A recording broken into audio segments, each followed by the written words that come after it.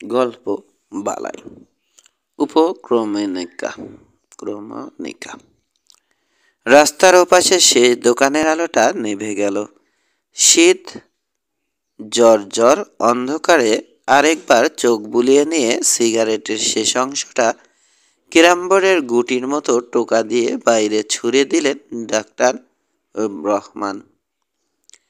নিছিদ্র অন্ধকারে আলো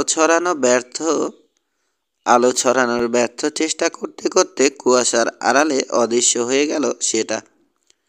জানালার শাসি টেনে দিয়ে নিজের রিভলভিং চেয়ারে এসে বসলেন তিনি। নাইট ডিউটি দিতে মন্দ লাগে না তার ইনসমনিয়া আছে। অতিশয় কষ্টদায়ক এই রোগটিকে কাজে লাগানো গেছে এই হাসপাতালে চাকরিটা নিয়ে।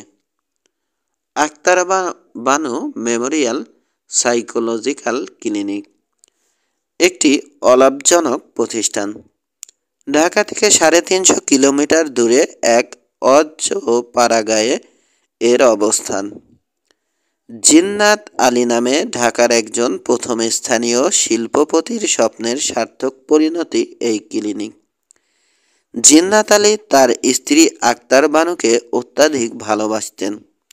আক্তার বানুও তাই। হিংসা করার মতো সুখী দম্পতি ছিলেন তারা। একটাই অপূর্ণতা ছিল তাদের, তারা নিঃসন্তান ছিলেন। ডাক্তার দেখিয়েছেন অনেক, কোনো লাভ হয়নি। শুধু জানা গেছে সমস্যাটা জিন্নাত আলীর। সন্তান দত্তক নেয়ার কথাও ভেবেছিলেন দুজনে। তার আগে কে জানে কেন আক্তার বানু মানসিক রোগে আক্রান্ত হলেন। রাতে ঘুমোতেন না। রাতভর ঘরময় নিঃশব্দে পায়চারি করতেন আর বিড়বিড়িয়ে কী সব আওড়াতেন। খুব খেয়াল করে কান পাতলে শোনা যেত তিনি কিছু অবদ্ধ অর্থহীন শব্দ উচ্চারণ করছেন, যেমন নারা রিকা রাসা বিও, নারা রিকা রাসা বিও। আক্তার বানুর সাথে জিন্নাত আলীকেও রাতভর জাগতে হতো। ভাগ্যের কি খেলা! জিন্নাত আলীর প্রিয়তমা স্ত্রী একসময় জিন্নাত আলীকে অপছন্দ করতে শুরু করলেন। ক্রমশ ঊর্ধ্বগামী এই অপছন্দ একসময় চূড়ান্ত রূপ নিয়ে ঘৃণায় পরিণত হলো এবং আক্তার বানু একসময় বলতে আরম্ভ করলেন যে তার গর্ভে সন্তান এসেছিল এবং এই সন্তানকে জিন্নাত আলী হত্যা করেছেন। সম্ভবত জিন্নাত আলীর সন্তান জন্মদানে অক্ষমতাকে নির্দেশ করতেন তিনি।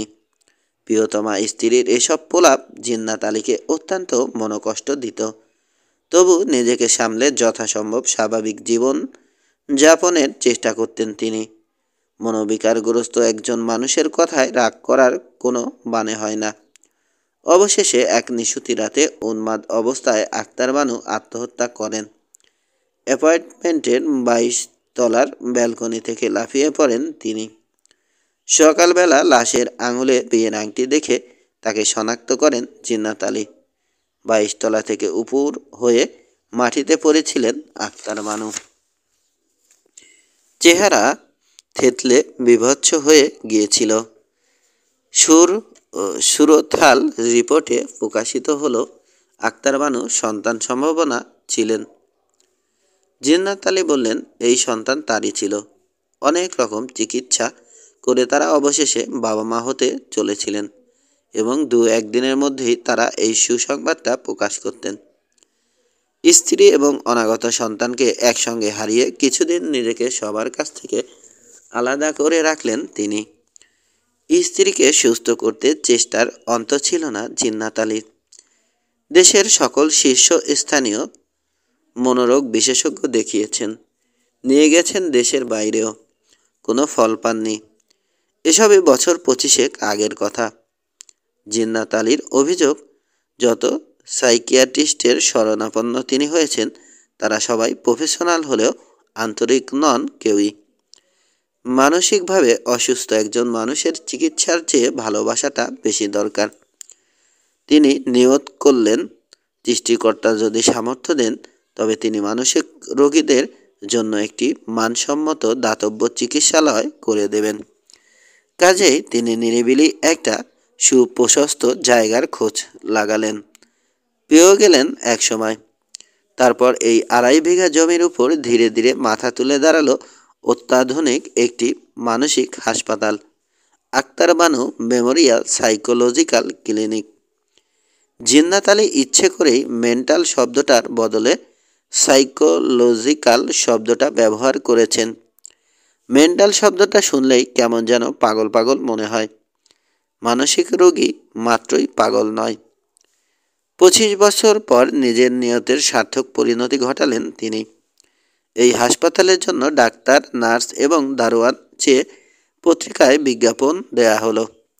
অফার করা হলো আকর্ষণীয় বেতন, নইলে ঢাকা ছেড়ে এই অজপাড়াগাঁয়ে আধুনিক ডাক্তাররা আসবে কেন? বিজ্ঞাপনে জিন্নাত আলী আবেদনকারীদের কাছে স্বনির্বন্ধ অনুরোধ জানালেন, রোগীদেরকে সত্যিকার অর্থে ভালোবাসতে না পারলে যেন তারা আবেদন না করেন। চিকিৎসা করতে হবে মমতা মিশিয়ে। অনেক বাছাবাছির পর আপাতত 4 জন ডাক্তার নেওয়া হলো। এদের মধ্যে ডাক্তার রহমান বয়োজ্যেষ্ঠ। ইনি অবসরপ্রাপ্ত সাইকোলজিস্ট। জাতীয় মানসিক স্বাস্থ্য হাসপাতালে দীর্ঘদিন কাউন্সেলর হিসেবে কাজ করেছেন। অবসর নিলেও হিউম্যান সাইকোলজি নিয়ে কাজ করার নেশাটা ছাড়তে পারেননি আজও। মানব মনের দুর্গম গলি ঘুপচিতে বিচরণ করাও এক ধরনের নেশা। ডাক্তার রহমান বিপত্নিক। একমাত্র ছেলে বউ বাচ্চা নিয়ে সিঙ্গাপুরে থাকেন। একা একা কি করবেন ডাক্তার রহমান ভেবে পান না। নিঃসঙ্গতা এবং কর্মহীনতা ক্রমশ অসহ্য হয়ে উঠেছিল তার কাছে। মনে হচ্ছিল তাকে জোর করে অবসর দেয়া হয়েছে। শারীরিকভাবে এখনো যথেষ্ট সবল তিনি। বয়সী জরা মাপার একমাত্র মাপকাঠি নয়, এ কথা কেউ বোঝে না। এরা বোধ হয় কাজী নজরুলের যৌবনের গান পড়েনি। তার উপর অনিদ্রা রোগটা হয়ে উঠল গোদের উপর বিস্ফোরার মতো। এখানে এসে তিনি বেশ স্বস্তি অনুভব করছেন। যা হোক, সারা রাত করার মতো একটি কাজ তো পাওয়া গেল। হাসপাতালটা আপাতত 250 সিটসহ দোতলা করা হয়েছে, পরে আরও বাড়ানো হবে। হাসপাতালে পেছন দিকে ঢিল ছোড়া দূরত্বে ডক্টরস কোয়ার্টার্স, তার একটু ডান দিকে স্টাফ কোয়ার্টার্স। পুরো কম্পাউন্ড বিশাল উঁচু পাঁচিল দিয়ে ঘেরা। ডাক্তার রহমান নিজেই যেচে নাইট ডিউটি নিয়েছেন। 1 ঘন্টা পর পর তিনি পুরো হাসপাতালটা একবার চক্কর দেন। 2 জন নার্স আর 2 জন দারোয়ান জেগে থাকে সারা রাত। কোনো রোগীর কোনো অসুবিধা হলে নার্স খবর দেয় তাকে, তিনি ছুটে যান। ফ্লাস্ক ভর্তি চা থাকে তার টেবিলে, আর থাকে বই। জিন্নাত আলী প্রতি সপ্তাহে একবার আসেন, ঘুরে ফিরে দেখেন সব কিছু। স্টাফ এবং ডাক্তারদের সুবিধা অসুবিধার খোঁজখবর নেন, ব্যবস্থা নেন প্রয়োজন মতো। চিকিৎসা সম্পূর্ণ ফ্রি এখানে। ব্যবসায়ী জিন্নাত আলী এই প্রথম ব্যবসার বাইরে কোনো কাজে হাত দিলেন। দেশের মানসিক রোগীদের সুচিকিৎসা নিশ্চিত করতে নিজেকে নিয়োজিত করলেন তিনি অধিকাংশ হাসপাতালেই দেখেছেন জায়গাটা যথেষ্ট নির্জন নয়। মানসিক রোগীদের প্রয়োজন নির্জনতা। বাইরের হইচই তাদের অসুস্থতা ত্বরান্বিত করতে পারে। রোগী আনা নেওয়ার কোনো ঝামেলা নেই। হাসপাতালের নিজস্ব গাড়ি আছে। কেউ রোগী ভর্তি করতে চাইলে মোবাইলে খবর দিলেই হয়। অ্যাম্বুলেন্স গিয়ে ঢাকা থেকে শুধু নয়, সারা বাংলাদেশ থেকেই রোগী নিয়ে আসবে। মোটামুটি নির্জন দেখেই জায়গাটা পছন্দ করেছিলেন জিন্নাত আলী। আশেপাশে কোয়ার্টার মাইলের ভেতর কোনো জনবসতি নেই, শালবন আর ফসলের ক্ষেত। এরপর গ্রাম আছে কয়েকটা। এই হাসপাতালকে কেন্দ্র করে 3টে চায়ের দোকান বসেছে এই জনবিরল জায়গায়। দোকানদাররা সবাই ওই সব গ্রামের বাসিন্দা। ডাক্তার এবং স্টাফরা অফ টাইমে এখানে চা খায়, আড্ডা দেয়। পতির জায়গা হওয়াতে সরকারি সোডিয়াম বাতি এখনও বসেনি হাসপাতালের সামনের ইট বিছানো পথে। কাজেই দোকানের আলোগুলো নিভে গেলেই পুরো চরাচর অন্ধকারের আচ্ছাদনে আবৃত হয়ে যায়। অথই সমুদ্রের মাঝে এক টুকরো প্রবাল দ্বীপের মতো হাসপাতালটা শুধু আলোকিত হয়ে থাকে জেনারেটরের বদৌলতে। এলাকায় বিদ্যুৎ সংযোগ পৌঁছেনি এখনো। ধীরে সুস্থে কেটে যাচ্ছিল হাসপাতালের দিনগুলো, কিন্তু আজ রাতটা বড় অশুভ। এক, চশমাটা চোখে দিয়ে বই খুললেন ডাক্তার রহমান। এম.আর. জেমসের ভূতের গল্প।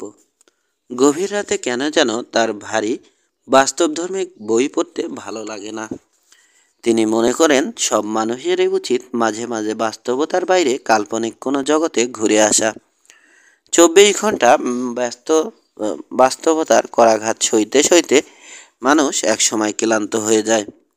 তখন তার একটু রিলিফ দরকার হয়, আর কল্পনার জগতে ঘুরে বেড়ানোর জন্য ভূতের গল্পের চেয়ে ভালো কিছু আছে বলে মনে করেন না ডাক্তার রহমান। কিছুক্ষণ আগে হাসপাতালের ওয়ার্ডগুলোতে একটা চক্কর লাগিয়ে এসেছেন তিনি। একটু পর যাবেন আবারও। হাসপাতালে চক্কর লাগানোর ফাঁকে তিনি চক্কর লাগান বইয়ের পাতায়, চায়ের কাপে, সিগারেটের ধোঁয়ায় এবং নিজের মনের অলিগলিতে। ভাবতে বড় ভালো লাগে তার। মানব জীবনটা অসীম রহস্যময় মনে হয় তার কাছে। 2 দিনের এই জীবন নিয়ে কত আয়োজন মানুষের। আসলেই কি মানুষের জীবনটা 2 দিনের? অধিকাংশ মানুষ যেভাবে জীবনযাপন করে, জীবনটা কি আসলেই তাই? কতই না তাৎপর্যহীন জীবন কাটায় মানুষ। খাওয়া, ঘুম, গোসল, বাথরুম করা আর যৌনতা বাদে আরেকটি কাজ নিয়েই ব্যস্ত থাকে অধিকাংশ মানুষ, টাকা কামানো। অত্যন্ত গুরুত্বহীন জীবন কাটায় এসব মানুষ। জন্ম নেয়া, শৈশবে খেলাধুলো করা, স্কুলে যাওয়া, কৈশোর হয়ে যৌবনে পদার্পণ করা, পড়াশোনা শেষ করে হুড়মুড়িয়ে একটা চাকরিতে ঢুকে পড়া, সুন্দরী চিলিম ফিগারের একটি মেয়েকে বিয়ে করা, যে কিনা প্রৌঢ়ত্বে এসে মৈনাক পর্বতে পরিণত হবে। প্রজনন, ছানাপোনা জন্ম দেয়া, তারপর একদিন ফট করে মরে যাওয়া। এমনই দুর্ভেদ্য বৃত্তে মানুষের জীবনচক্র আবদ্ধ। এই চক্র কি অভেদ্য? ডাক্তার রহমান তা মনে করেন না। তার কাছে জীবনটা আরও প্রসারিত। টাকার প্রয়োজন আছে বটে, তবে সেটা যতটুকু দরকার ততটুকু। বিলাসিতাহীন এবং অভাবহীন জীবনযাপনের জন্য যে পরিমাণ অর্থ প্রয়োজন তা উপার্জন করা এবং প্রতি মাসে কিছু সঞ্চয়, এই যথেষ্ট। বিলাসিতা ডাক্তার রহমানের একেবারেই অপছন্দ। যেমন শোপিস। যে জিনিস শারীরিক বা মানসিকভাবে কোনো কাজে আসছে না, তা ঘরে সাজিয়ে রেখে কোনো লাভ নেই। আর বইয়ের চেয়ে ভালো শোপিস কিছু আছে বলে মনে করেন না ডাক্তার রহমান। এক্সেল ভর্তি বইয়ের চেয়ে ভালো দেখতে আর কি আছে? আরেকটা সিগারেট ধরিয়ে তিনি ভাবতে লাগলেন, পৃথিবীতে আজ অবধি যত দার্শনিক, চিন্তাবিদ, ধর্মীয় গুরু, কবি, সাহিত্যিক, সাধক, বাউল এসেছেন, এরা সবাই বলে গেছেন মানব জীবন ক্ষণস্থায়ী। তারাশঙ্করের কবি উপন্যাসের সেই সংলাপ তো মনুমেন্ট হয়ে দাঁড়িয়ে আছে। শেক্সপিয়র সাহেব বলে গেছেন, life is nothing but a walking shadow written by an idiot. Keats, Shelley, Blake সহ রোমান্টিক যুগের সকল কবি জীবনের অস্থায়িত্ব নিয়ে আফসোস করে গেছেন। ওয়ার্ডসওয়ার্থের ড্যাফোডিলস তো জগৎ বিখ্যাত ট্রানজিয়েন্ট পোয়েম। হাসান রাজা, লালন শাহ এরা সবাই গান রচনা করেছেন জীবনের অস্থায়িত্ব নিয়ে আফসোস করে। মহানবী সাল্লাল্লাহু আলাইহি সাল্লাম বলেছেন, কিয়ামত সন্নিকটে, প্রস্তুত হও। অথচ এই ক্ষুদ্র জীবন নিয়ে ক্ষুদ্র আকারে কিছু লেখার উপায় নেই। তুচ্ছ মানব জীবন নিয়ে কিছু লিখতে গেলেই সেটা মহাকাব্য হয়ে ওঠে। জীবন তিনসম, তার ব্যাখ্যা বিশ্ব ব্রহ্মাণ্ড তুল্য। মোবাইল ফোনে অ্যালার্ম বেজে উঠতেই সচকিত হয়ে উঠলেন ডক্টর রহমান। নিজের মস্তিষ্কটাকে মাঝে মাঝে আটলান্টিক মহাসাগর বলে মনে হয় তার।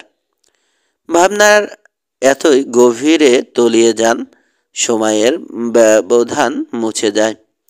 নিজেকে বাস্তবে ফেরানোর জন্যই সেলফোনে অ্যালার্ম দিয়ে রাখেন তিনি। অ্যালার্ম বাজলেই বুঝতে পারেন হাসপাতালে চক্কর দেওয়ার সময় হলো। আধ খাওয়া সিগারেটটা আষ্টেতে গুঁজে দিয়ে উঠে পড়লেন তিনি। পাতা ভাঁজ করে বই বন্ধ করলেন। স্টেথোস্কোপটা গলায় ঝুলিয়ে রওনা হলেন ওয়ার্ডগুলোর দিকে। আপাতত হাসপাতালে ওয়ার্ডের সংখ্যা দুটি, ওয়ার্ড এ এবং বি। একটা শান্তশিষ্ট রোগীদের জন্য যারা সাইকোলজিক্যালি ডিসঅর্ডার্ড ঠিকই, তবে কোনো পাগলামি করে না, নিজের মতো থাকে, আপন মনেই কথা বলে।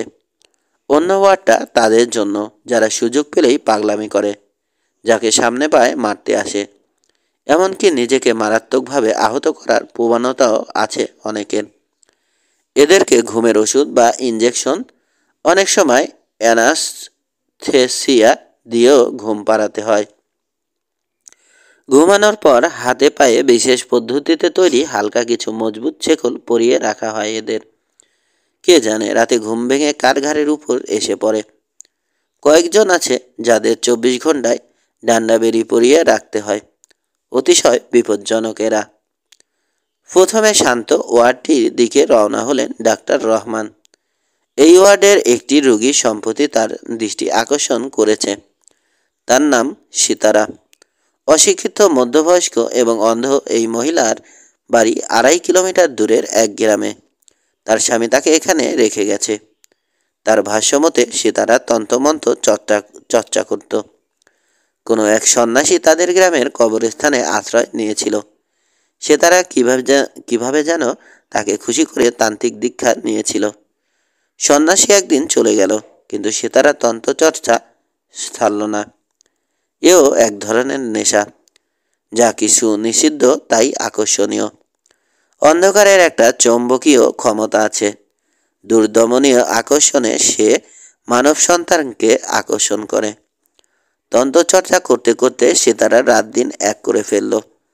সন্ন্যাসী তাকে একটি সীমারেখা বেঁধে দিয়েছিল, যা সে মানেনি।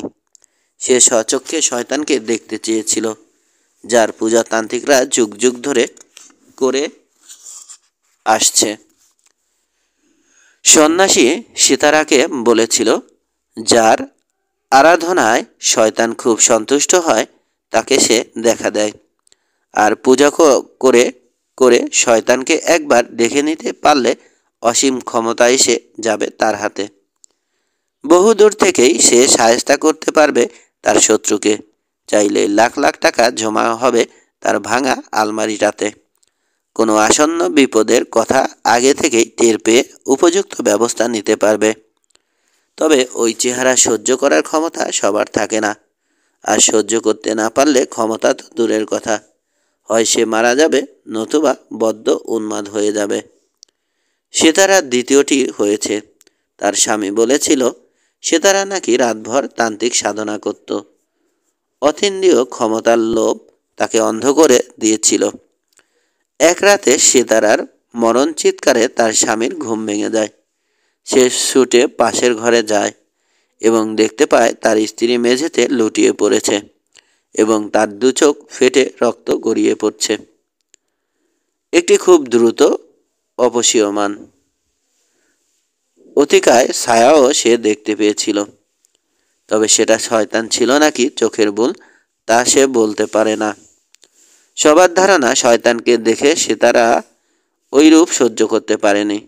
ক্ষমতার লোভে সে আক্ষরিক অর্থেই অন্ধ এবং উন্মাদ হয়ে গেছে। ডাক্তার রহমানের অবশ্য ধারণা, ভণ্ড এক সন্ন্যাসীর প্রলোভনে পড়ে তন্ত্রমন্ত্র নামক একটি অলীক ধারণায় বিশ্বাস করে এই অশিক্ষিত মহিলার মানসিক বৈকল্য দেখা দিয়েছে। শয়তানকে দেখতে না পারার ক্ষোভে নিজেই নিজের চোখ গেলে দিয়েছে। তবে সিতারার দু একটি কাজ তাকে মোটামুটি বিস্মিত করে। তার মধ্যে একটা হচ্ছে কেউ ঘরে ঢুকলেই সে টের পায় এবং কে ঢুকেছে তাও বলে দিতে পারে অনায়াসে। আজও তাই হলো। ডাক্তার রহমান সিতারার ঘরে প্রবেশ করা মাত্র সে বলে উঠল, ডাক্তার নি, আসো কেমন? ডাক্তার রহমানের পায়ে রাবারের সেলের জুতো এবং স্বভাবতই তিনি মোটামুটি নিঃশব্দে হাঁটেন। সিতারার ঘরে ঢোকার সময় তিনি আরও নিঃশব্দে ঢুকেছেন। প্রতিদিনের মতো আজও সামান্য বিস্মিত হলেন তিনি। তার কঠোর যুক্তিবাদী মনটা ঈষৎ চলে উঠে আবার স্থির হয়ে গেল। তিনি জানেন দৃষ্টিশক্তিহীন মানুষের যৌবন শক্তি স্বাভাবিকের চেয়ে একটু বেশি প্রখর হয়।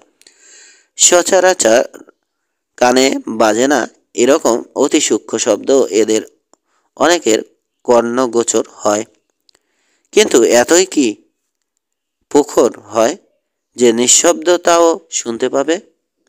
ডাক্তার রহমান সিতারার বিছানাতেই তার পাশে বসলেন। ভালো আছি, আপনি কেমন আছেন? সিতারা বেগম ফোকলা দাঁতে হেসে বললেন, বালাই। ডাক্তার রহমান সিতারার ব্লাড প্রেশার মাপলেন, হৃদস্পন্দন পরীক্ষা করলেন, তারপর বললেন, আমি ঘরে আসলে আপনি টের পান কিভাবে? আবারও হাসল সিতারা।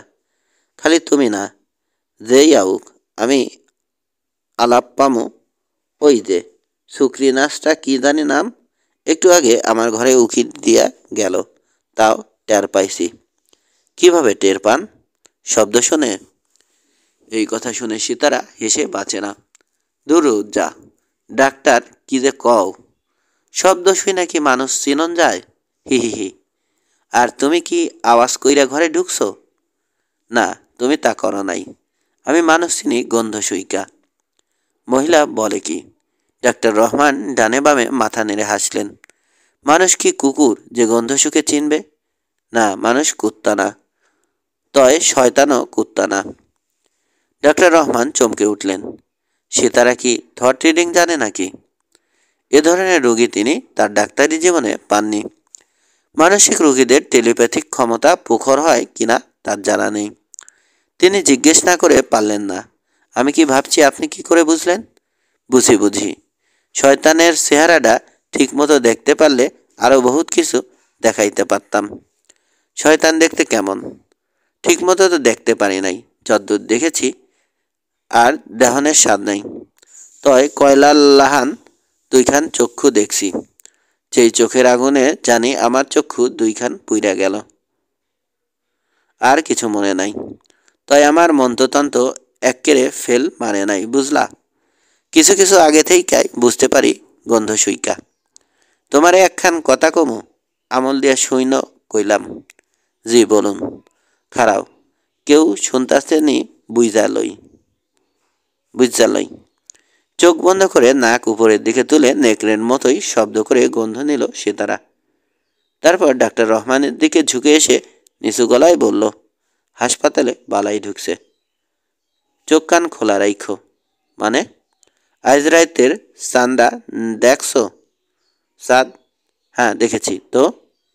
চান্দা একটু তেরসা উঠছে, খেয়াল করো নাই? কি করে বুঝলেন গন্ধ শুকে? আপনি চাঁদেরও গন্ধ পান বুঝি? ফোকলা দাঁতে নিঃশব্দে হাসলেন সিতারা। শৈলে টের পাই, আইজ বড় খারাপ রাইত, সাবধানে থাইকো। হাসপাতাল বালাই ঢুকছে। কি বালাই? হেইডা জানি না, এত ক্ষমতা তো পাই নাই। বালাইটা ভালো না মন্দ তাও বুঝতাছি না। ভালো হইলে তো ভালোই, আর যদি খারাপ হয়, খারাপ হলে কি হবে? সয় লাভ। 2 নম্বর ওয়ার্ডের দিকে রওনা হলেন ডাক্তার রহমান। পথে রিনার সাথে দেখা। সে নার্স, নাইট ডিউটিতে আছে আজ। ডাক্তার রহমানকে দেখে সালাম দিল। ডাক্তার রহমান তার দিকে চেয়ে অমায়িক ভঙ্গিতে হাসলেন, অর্থাৎ খবর ভালো। হাসপাতালে আজ একটি নতুন রোগী ভর্তি করা হয়েছে। ডাক্তার রহমানই এনেছেন তাকে। হাসপাতালের বাউন্ডারি পার হলেই ইট বিছানো রাস্তা, সেই রাস্তা পেরোলে ঘন শালবন। ডাক্তার রহমান মাঝে মাঝেই বিকালে ওই শালবনে ঢুকে পড়েন। একাকী হাঁটেন কিংবা চুপচাপ বসে থাকেন কোথাও ঘাসের উপর। প্রকৃতির নিবিড় সান্নিধ্যে খানিকক্ষণ কাটিয়ে আসতে বড় ভালো লাগে তার। মনে হয় তারাও বেড়ে গেছে, রিসার্চ হয়ে গেছেন তিনি।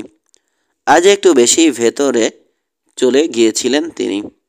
ঘন শালবনের মধ্যে হঠাৎই ফোঁস আওয়াজ এবং গোঙানির মতো শব্দ শোনা গেল। মনে হচ্ছিল কোনো হিংস্র পশু প্রচণ্ড ক্রোধে গজরাচ্ছে। থমকে গেলেন ডাক্তার রহমান। তিনি যদ্দূর জানেন এই বনে কোনো হিংস্র পশু নেই। তবে কি সাপ? কিন্তু এই শীতকালে সাপ বেরোনোর কথা না। মেছোবাগ নাকি? ডাক্তার রহমান পিছু হটলেন না। ভয়ের মুখোমুখি হওয়া উচিত। প্রশ্রয় পেলেই সে ডালপালা মেলবে। হয়তো তার শালবন বিহারী বন্ধ হয়ে যাবে। তিনি যথাসম্ভব শব্দ না করে এগোলেন এবং একটা শাল গাছের গোড়ায় একটি অল্প বয়সী মেয়েকে উবু হয়ে বসে থাকতে দেখলেন। গোঙানির মতো শব্দটা এখন আর শোনা যাচ্ছে না। উবু হয়ে বসে থাকা মেয়েটি অল্প অল্প হাঁপাচ্ছিল। ডক্টর রহমান একটু এগিয়ে গিয়ে বললেন, তুমি কে? একা এই বনের ভেতর বসে আছো কেন? সঙ্গে সঙ্গে উঠে দাঁড়িয়ে মেয়েটি অত্যন্ত স্বাভাবিক কণ্ঠে বলল, আসসালামু আলাইকুম। ডক্টর রহমান মেয়েটিকে ভালো করে দেখলেন। বছর 25 বয়স হবে, মাঝারি উচ্চতা। শ্যামরঙা মেয়েটার চোখ দুটি পদ্মপাতার মতো, রুক্ষ চুল, পরনে একটি শতচ্ছিন্ন সুতির শাড়ি, খালি পা। ডক্টর রহমান সালামের উত্তর দিয়ে বললেন, তুমি কোত্থেকে আসছো? যাবে কোথায়? পথ হারিয়েছ? আমি অনেক দূর থেকে আসতেছি, যাব হাসপাতালে। এদিকে নাকি একটা হাসপাতাল আছে? তা আছে, কিন্তু সেখানে কেন? কে ভর্তি হবে? আমি। আমার মাথা খারাপ তো, চিকিৎসার দরকার। মানসিক রোগী নিজেই চিকিৎসা করতে হাসপাতালে উপস্থিত, এমন ঘটনা বোধ করি খুব বেশি ঘটে না। ডাক্তার রহমান মেয়েটির চোখ পরীক্ষা করলেন। অত্যন্ত শান্ত দুটি চোখ, তবে দুটি চোখই অতিশয় উদাসীন।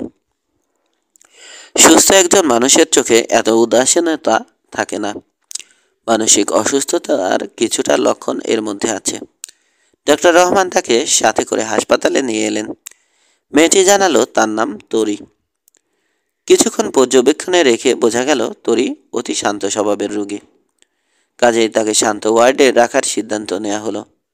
দুজন নার্স তাকে অত্যন্ত যত্নের সাথে গোসল করিয়ে নতুন কাপড় পরালো।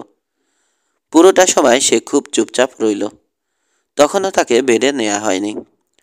ডাক্তার রহমানের ঘরে চুপচাপ একটা চেয়ারে বসেছিল সে, আর নার্স তার চুল আঁচড়ে দিচ্ছিল। তখনই জিন্নাত আলী ঘরে ঢুকলেন। সাপ্তাহিক পরিদর্শনে এসেছেন তিনি। তার আরবি ভাইয়ের সাথে সাথে একটা ব্যাপার হলো। অতি শান্তশিষ্ট তরি আচমকা ভয়ানক ক্ষেপে উঠল। চেয়ার ছেড়ে এক লাফে উঠে দাঁড়ালো। নার্সের হাত থেকে ছিটকে পড়ল চিরুনি। দুই লাফে তরি জিন্নাত আলীর উপর ঝাঁপিয়ে পড়ল ক্ষিপ্ত বাঘিনীর মতো। ঘটনার অতর্কিতে হতবিহ্বল হয়ে গিয়েছিল সবাই। কেউ কিছু বুঝে ওঠার আগেই তরির আঁচড়ে কামড়ে জিন্নাত আলীর শরীরের বেশ কয়েক জায়গায় ক্ষতচিহ্ন দেখা দিল। তিনজন ডাক্তার, একজন নার্স আর একজন জোয়ান তাগড়া দারোয়ান মিলে বহু কষ্টে তরিকে টেনে সারানো গেল। এই কাজটি করতে গিয়ে ডাক্তার রহমান মেয়েটির শরীরের জোর টের পেলেন। আসরিক শক্তি মেয়েটির গায়ে, অন্তত 5 জন মানুষের চেয়ে বেশি তো বটেই। অতি কষ্টে তরিকে চেয়ারে বসিয়ে চেপে ধরে রাখলো সকলে। তরি অগ্নিদৃষ্টিতে চেয়ে রইল জিন্নাত আলীর দিকে। চুল আবারও এলোমেলো হয়ে দু একটি গোছা তার আগুন চোখের সামনে ঝুলে পড়েছে। নাকের পাটা ফুলে উঠেছে। ওর জ্বলন্ত চোখ দুটো দেখে ডাক্তার রহমানের কেন যেন সিতারার মুখে শোনা শয়তানের চোখের বর্ণনা মনে পড়ে গেল। সবচেয়ে বড় কথা, তরি গোঙাচ্ছে, ঠিক সেই গোঙানি যা ডাক্তার রহমান শালবনে শুনেছিলেন। কোনো মানুষ এভাবে গজ্জাতে পারে তার ধারণার বাইরে ছিল। আচানক এই ঘটনায় হতভম্ব হয়ে দাঁড়িয়েছিলেন জিন্নাত আলী। ডাক্তার রহমান তার কাছে গিয়ে বললেন, জিন্নাত আলী সাহেব, মেয়েটা যে কারণেই হোক আপনাকে সহ্য করতে পারছে না। আপনি এখানে না থাকলেই বরং ভালো। তাছাড়া আপনার ফার্স্ট এইডও দরকার। নার্স। বাঁ হাত দিয়ে চশমাটা ঠিক করে নিয়ে বেরিয়ে গেলেন জিন্নাত আলী। তরিও শান্ত হয়ে এলো ধীরে ধীরে। তবে তাকে শান্ত ওয়ার্ডে রাখার পরিকল্পনা বাতিল করতে হলো। একবার যখন ক্ষেপে উঠেছে, যে কোনো মুহূর্তে আবারও এই ধরনের ঘটনার পুনরাবৃত্তি হতে পারে। 2 নম্বর ওয়ার্ডে একটি বেড এবং এক গাছা শেকল বরাদ্দ হলো তার জন্য। জিন্নাত আলী রাতেই ঢাকায় ফিরবেন। তাকে গাড়ি পর্যন্ত এগিয়ে দিতে এলেন ডাক্তার রহমান। গাড়ির সামনে দাঁড়িয়ে জিন্নাত আলী বললেন, রহমান সাহেব, ঘটনাটা ঠিক বুঝলাম না। ডাক্তার রহমান শার্টের একটি বোতাম খুলে দিয়ে বললেন, আমিও না। মেয়েটি কে? ও আজই ভর্তি হয়েছে। ওর নাম তরি। তরি চেনেন নাকি? না না, নামটা একটু আনকমন নয় কি? তা ঠিক। ও আমাকে দেখে এত ক্ষেপে উঠল কেন বুঝতে পারছি না। আপনি আসার আগ পর্যন্ত তো ঠিকই ছিল। হতে পারে আপনার চশমা। কি? ওই ঘরে একমাত্র আপনি ছাড়া আর কারো চোখেই চশমা ছিল না। কিছু কিছু মানসিক রোগীর কোনো একটি নির্দিষ্ট জিনিসের উপর ব্যাখ্যাহীন আক্রোশ থাকে। তবে এ নিয়ে চিন্তিত হবেন না। মানসিক রোগীর সব আচরণ চট করে ঠিক বোঝা যায় না। আর সুস্থ মানুষের?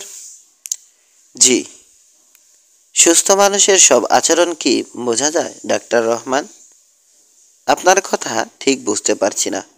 আপনি ঠিক কি বোঝাতে চাচ্ছেন? কিছু না, চলি। গাড়িতে চড়ে হুশ করে বেরিয়ে গেলেন জিন্নাত আলী। সিতারা বলেছিল হাসপাতালে আজ বালাই ঢুকেছে। তরি ছাড়া হাসপাতালে গত কয়েকদিন আর কেউ ঢোকেনি। সিতারা কি তবে তরিকেই বালাই বলছে? তার চেয়েও বড় কথা, হাসপাতালে যে নতুন রোগী ভর্তি হয়েছে আর সেটা যে আজই, কথা সিতারা জানবে কিভাবে? কাল সন্ধ্যায় ডাক্তার রহমানের ঘরে যে হাঙ্গামা হয়ে গেল, সেটা কি সিতারার কান অবধি পৌঁছেছে? এমন হবার কথা না, কারণ এই হাসপাতালের প্রত্যেকটি ঘর সাউন্ড প্রুফ। রোগীদের শান্তি নির্বিঘ্ন রাখতেই ব্যয়বহুল এই ব্যবস্থা করা হয়েছে। কঠোর যুক্তিবাদী মানুষ ডাক্তার রহমান। নিরেট যুক্তি ছাড়া কোনো কিছুই তিনি বিশ্বাস করেন না। কিন্তু এই মুহূর্তে যে অজানা আশঙ্কা তার মনকে ক্রমশ গ্রাস করছে, এর পেছনে কোনো যুক্তি তিনি খুঁজে পেলেন না। 3. তরির কেবিনের সামনে এসে এক মুহূর্ত দাঁড়ালেন ডাক্তার রহমান। অনুভব করলেন একজন ডাক্তার হয়ে রোগীর কেবিনে ঢুকতে সামান্য ভীতি অনুভব করছেন তিনি। একটু লজ্জা পেলেন ডাক্তার রহমান। বড় একটা শ্বাস নিয়ে কেবিনের দরজা খুলে ঢুকে পড়লেন ভিতরে। চিত হয়ে শটান শুয়ে আছে তরি। দেখলেই বোঝা যায় ঘুমিয়ে পড়েছে। তার দুহাত ছেকল দিয়ে খাটের রডের সাথে বাঁধা। নিঃশব্দে খাটের পাশে রাখা চেয়ারে বসলেন ডাক্তার রহমান। একটু ঝুঁকে গভীর মনোযোগের সাথে তাকালেন তরির মুখের দিকে। চোখের বন্ধ পাতার দিকে মনোযোগ দিয়ে বোঝার চেষ্টা করলেন মেয়েটি কোনো স্বপ্ন দেখছে কিনা। স্বপ্ন বিশ্লেষণ করে একজন মানুষের মানসিকতাটা বেশ আন্দাজ করা যায়। তরির চোখের পাতার আড়ালে মনে দুটো একেবারে স্থির, এদিক ওদিক নড়াচড়া করছে না একটু। অর্থাৎ মেয়েটি গভীর ঘুমে, সম্ভবত থিটা লেভেলে আছে। ঘুমের এই স্তরে মানুষ কখনো স্বপ্ন দেখবে না। মানুষ দেখে হালকা স্তরে, বিশেষ করে আলফা কিংবা বিটা লেভেলে। ডাক্তার রহমান এবার তরির শ্বাস প্রশ্বাসের দিকে মনোযোগ দিলেন। খুব ঘন ঘন কিংবা খুব ধীরালয়ে অথবা অনিয়মিত শ্বাস প্রশ্বাস অসুস্থতার লক্ষণ। তেমন কোনো সিমটমও দেখা গেল না মেয়েটির মধ্যে। দিব্যি সুস্থ একজন ঘুমন্ত মানুষের মতো শ্বাস নিচ্ছে। এই মেয়ের সমস্যা কোথায় ঠিক বোঝা যাচ্ছে না। কথা বলে সুস্থ মানুষের মতো, আবার হঠাৎ কেঁপে ওঠে। কাল মেয়েটার সাথে ভালোভাবে কথা বলতে হবে। তরির দিকে আরেকবার তাকিয়ে হৃৎপিণ্ডটা ধরাস করে লাফিয়ে উঠল ডাক্তার রহমানের। তরির চোখ দুটো খোলা, মাছের মতো স্থির। দুটি চোখ মেলে সে একদৃষ্টিতে তাকিয়ে আছে ডাক্তার রহমানের দিকে। তাকে দেখে মনে হতে পারে সে মৃত। শ্বাস প্রশ্বাসও চলছে কিনা সন্দেহ। চোখ দুটোতে শীতল সর্পিল দৃষ্টি। ওই জীবনমৃত চোখ দুটি যেন একখণ্ড ব্লটিং পেপারের মতোই ডক্টর রহমানের কণ্ঠনালীর সবটুকু আর্দ্রতা শুষে নিয়ে জায়গাটা শুকনো বালুচরে রূপান্তরিত করল। বহু কষ্টে একটি ঢোক গিলে তিনি বললেন, তুমি ঘুমাওনি? জিন্নাত আলী কোথায়? ডক্টর রহমানের মনে হলো কয়েকশো বছর পূর্বের মৃত কোনো মানুষ বুঝি তার সঙ্গে কথা বলছে। মানে জিন্নাত আলী কোথায়? তারে আমার দরকার। জিন্নাত আলীকে তুমি চেনো? না। তাকে কখন দেখেছ? না। তাহলে তার কথা জানলে কি করে? সেইটা বলতে পারি না, খালি জানি তারে আমার বড় দরকার। ডাক্তার রহমান বুঝতে পারলেন তরি ক্রমশ উত্তেজিত হয়ে উঠছে। উত্তেজনা বেড়ে গেলে আবারও পাগলামি করতে পারে, ঘুমের ব্যাঘাত হবে। মানসিক রোগীদের সুস্থতার জন্য নিষিদ্ধ ঘুমের কোনো বিকল্প নেই। ঘুমের আগে তরিকে 500 মিলিগ্রামের লিবিয়াম দেয়া হয়েছিল। ঘুমের ওষুধ হিসেবে অত্যন্ত কার্যকর একটি ওষুধ। এরপরও কিভাবে তার ঘুম ভেঙে গেল ডাক্তার রহমান ঠিক বুঝে উঠতে পারলেন না। তিনি বললেন, তরি, তোমার নামটা খুব সুন্দর, কে রেখেছেন? এই প্রশ্ন শুনে তরি হঠাৎ করেই বেশ খানিকটা নরম হয়ে গেল। মানসিকভাবে যারা অসুস্থ থাকে এরা প্রশংসা শুনলে খুব খুশি হয়। তরি হাসি হাসি মুখে বলল, মা। তিনি এখন কোথায়? তরির মসৃণ কপালে চিন্তার সিঁড়ি দেখা গেল। ঠিক মনে নাই, তবে একটা অন্ধকার ঘরে থাকে আমার মা। অন্ধকার হইলেও সেইখানে অনেক শান্তি। তোমাদের বাড়ি কোথায়? থাকো কোথায় তোমরা? আরো কয়েকটি নতুন সিঁড়ি যুক্ত হলো তরির কপালে।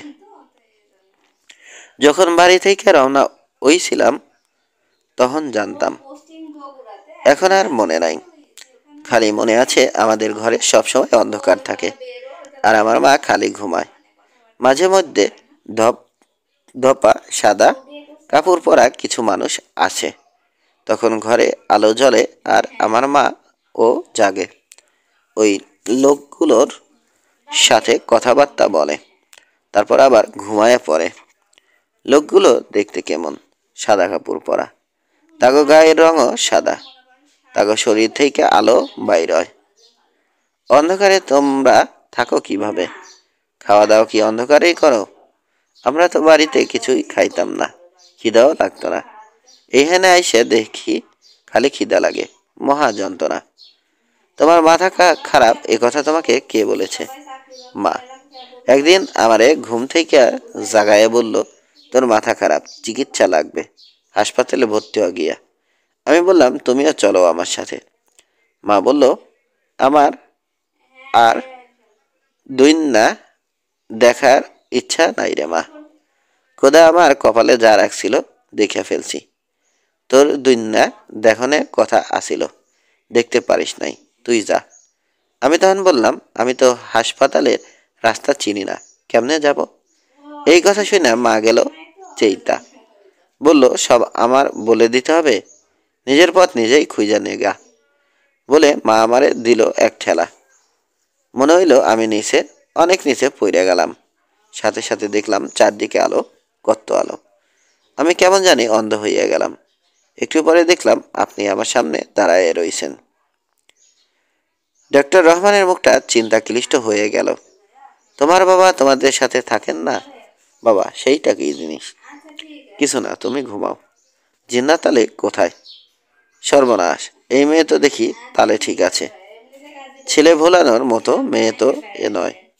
ডাক্তার রহমান আর কথা ঘোরানোর চেষ্টা করলেন না, বললেন, জিন্নাত আলীকে তুমি কিভাবে চেনো? জানি না, তারে আমার দরকার, এই খালি জানি। কি দরকার? কি হবে তাকে দিয়ে? মাইরে ফেলবো, তারে আমি মাইরে ফেলবো। তরির মুখের চামড়া তীর করে কেঁপে উঠল। কেন? সে তোমার কি ক্ষতি করেছে? জানি না, শুধু জানি তারে আমার মাইরা ফেলতে হবে। জিন্নাত আলী আর তরি দুইজনে একসাথে দুই নাতে থাকতে পারবে না, হয় সে নয় আমি। তারে না মারলে আমি শেষ হইয়া যাব। তাকে তো তুমি চেনো না, কিভাবে তাকে বের করবে? আগে চিনতাম না, আজ সন্ধ্যায় চিনছি। ওই বুইরা হাবড়াই তো জিন্নাত আলী। কি করে চিনলে? জিন্নাত আলী যেইখানেই থাকুক তার বাঁচন নাই। সে কোথায় থাকে তুমি জানো? আমার তারে খুঁজতে হবে না, সে নিজেই আসবে। মৃত্যু কাউরে খুঁজে না, মানুষই মৃত্যুর কাছে ছুটে আসে। আমারে বেঁধে রাখছেন কেন? ঘুমের ঘরে যাতে খাট থেকে পড়ে না যাও, এজন্য। সাপের মতো হিসির শব্দ বেরোলো তরির কণ্ঠ থেকে। ডাক্তার হয়ে মিথ্যা বলেন, আপনার লজ্জা নাই? আপনারা সবাই জিন্নাত আলীরে বাঁচাইতে চান না? বান্ধন খুইলা দেন, নইলে নইলে কি? খুইলা দিলে খালি জিন্নাত আলীরে মারবো, না খুললে সবাইরে মারবো। না খুলে দিলে মারবে কি করে? এক চিলতে ক্রূর হাসি ফুটল তরির ঠোঁটে। সেই ক্রূরতা সংক্রমিত হলো তার চোখেও। আমি যেখান থেকে আসছি সেখান থেকে আজ পর্যন্ত কেউ ফিরতে পারে নাই। আমি পারছি। আর এই সুতা দিয়ে আমারে আটকাবে কে? আমি আজ রাতেই বাহির হয়ে যাব। আজ রাতেই। তরিকে একটা মোটামুটি শক্তিশালী ঘুমের ইঞ্জেকশন দিলেন ডাক্তার রহমান। অন্য কোনো ওষুধ যখন কাজ হয় না, তখন এই ইঞ্জেকশন দেয়া হয় রুগীকে। সারা রাত আর বিন্দুমাত্র জাগার সম্ভাবনা নেই। 30 সেকেন্ডের মধ্যেই নেতিয়ে পড়ল তরি। চিন্তিত মুখে চোয়াল ডলতে ডলতে নিজের চেম্বারে ফিরছিলেন ডাক্তার রহমান। সিতারার ঘরের সামনে আসতেই শোনা গেল, ডাক্তার না, ভেতরে আসো, কথা আছে। ডাক্তার রহমান ভুরু কুঁচকে ফেললেন। এই মহিলার ত্রিসীমানায় থাকার উপায় নেই। ঠিকই টের পেয়ে যাবে আর ডাকাডাকি শুরু করবে। ভালো যন্ত্রণায় পড়া গেল। অজ্ঞাত ভেতরে ঢুকলেন তিনি। আপনি ঘুমাননি? ঘুম আর আসে না রে বাবা। শয়তানের আশায় রাত জাগা ধরছিলাম, সেই অভ্যাস হইয়া গেল। ঘুমের ওষুধেও আর কাজ হয় না। তোমার একখান কথা কনের লাইগা ডাকছি। জি বলেন। আগের মতোই মাথা ঊর্ধ্বমুখী তুলে সশব্দে গন্ধ নিল সিতারা। তারপর ফিসফিসিয়ে বলল, খারাপ না? ভালোই। কি খারাপ না, কি ভালোই? বালাই? কি? আহ, তোমারে কইছিলাম না হাসপাতালে বালাই ঢুকছে। ভালো মন্দ তখন বুঝি নাই, এখন বুঝতেছি বালাইটা ভালোই। তয় তয় বেশি ভালো আবার ভালো না। বুঝলাম না। আমিও না। সাবধান ডাক্তার, খুব সাবধান। বাতাসে লাশের গন্ধ। সাবধান না থাকলে লাশ পড়ব, লাশে লাশ ফালাইব। আপনি ঘুমান, আমি সাবধান থাকব। নিজের চেম্বারের দিকে রওনা হলেন ডাক্তার রহমান। পেছন থেকে সিতারার কণ্ঠ শোনা যাচ্ছে তখনও, হুঁশিয়ার ডাক্তার, হুঁশিয়ার। 4 এ ধরনের মানসিক অবস্থার মুখোমুখি হতে হবে কখনো কল্পনা করেননি ডাক্তার রহমান। মানুষের মনটা একটা যুদ্ধক্ষেত্র। নানান রকম দ্বন্দ্ব সংঘাতে ভরপুর মানুষের মন। ডাক্তার রহমানও তার দীর্ঘ জীবনে বহু মানসিক দ্বিধা দ্বন্দ্বের সম্মুখীন হয়েছেন। আবেগের সাথে বিবেকের দ্বন্দ্ব, হৃদয়ের সাথে জীবনের দ্বন্দ্বযুদ্ধ, কল্পনার সাথে বাস্তবের পাঞ্জা কষা, প্রাপ্তির সাথে হারানোর ডুয়েল, নিঃস্বার্থের সাথে স্বার্থের দর কষাকষি, আরও বহু কিছু। মানুষকে আজীবনে নানান রকম যুদ্ধ করতে হয়, জীবনের সাথে, বাস্তবতার সাথে, পারিপার্শ্বিক অবস্থার সাথে, প্রতিকূল পরিস্থিতির সাথে। কিন্তু মানুষের সবচেয়ে বড় যুদ্ধ তার নিজের বিরুদ্ধে। আত্মদ্বন্দ্বই সবচেয়ে বড় দ্বন্দ্ব। নিজেকে যে পরাজিত করতে পারে তার চেয়ে বড় বিজয়ী আর কেউ নেই। নিজের চেম্বারে এসে জানালার শার্সি খুলে দিলেন ডাক্তার রহমান। মগজটা তেতে আছে, একটু বাতাস লাগুক। হিমশীতল মৃদু বাতাস বইছে, কিন্তু মাঘ মাসের কুয়াশার নিরেট দেয়াল তাতে একটু টলছে না। যেমন টলছে না ডাক্তার রহমানের দ্বিধাগ্রস্ত চিন্তা।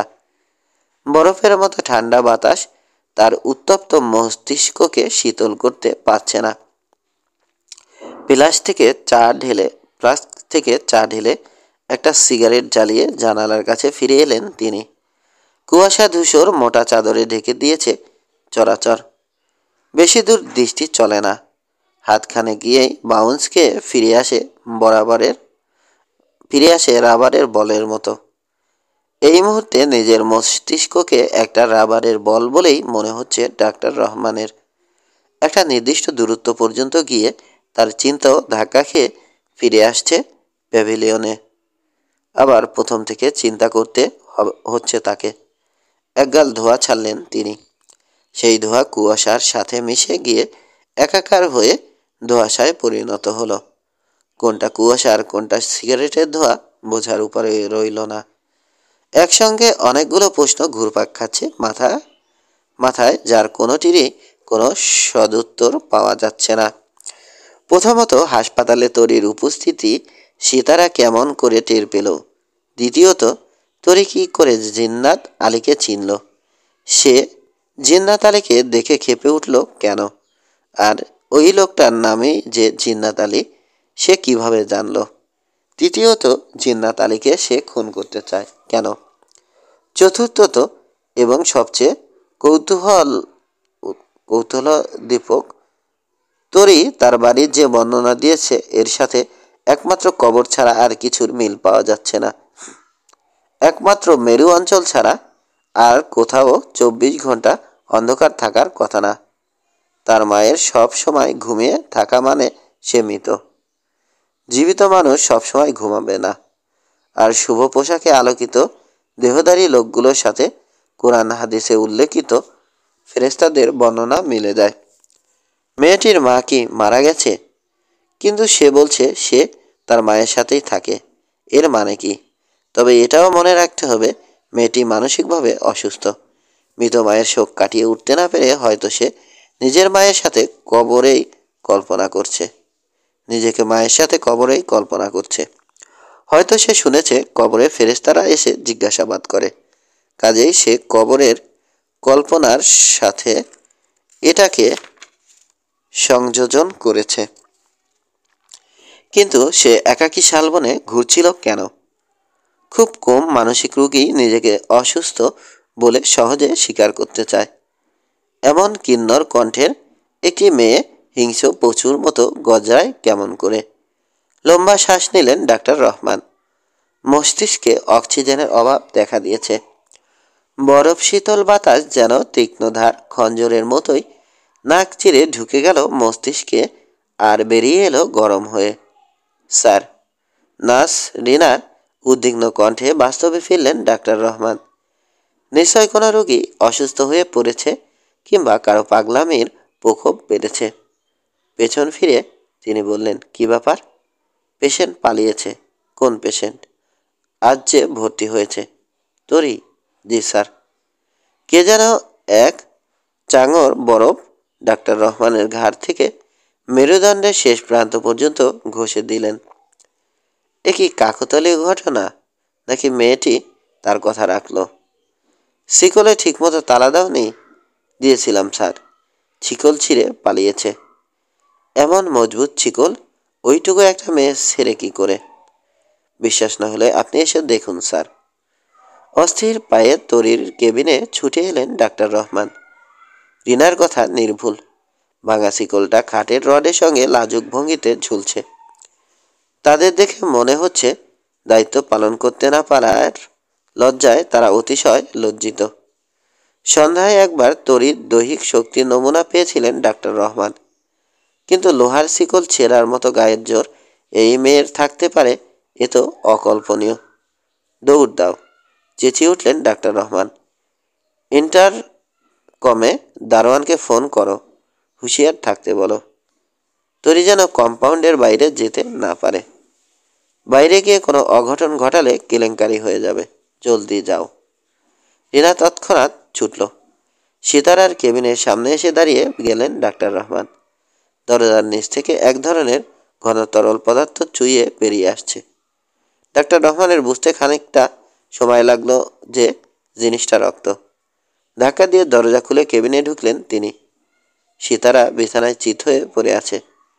মাথাটা ঝুলছে বিছানার বাইরে, মুখটা হা করা। বিস্ফারিত চোখ দুটো দেখে মনে হতে পারে অবশেষে সে ইবলিশ দর্শন করেই ফেলেছে। মেঝে ভর্তি রক্তের উৎস সিতারার মাথা। মাথার তালুতে 2 ইঞ্চি ব্যাসের একটি ছিদ্র। রক্তের সাথে মিশ্রিত হয়ে চুইয়ে বেরিয়ে এসেছে হলদেটে মগজ। তরির কাজ সন্দেহ নেই। সে বলেছিল তাকে ছেড়ে না দিলে সে সবাইকে মারবে। সেতারের কথাই সত্যি হলো। লাশ শেষ পর্যন্ত পড়ল।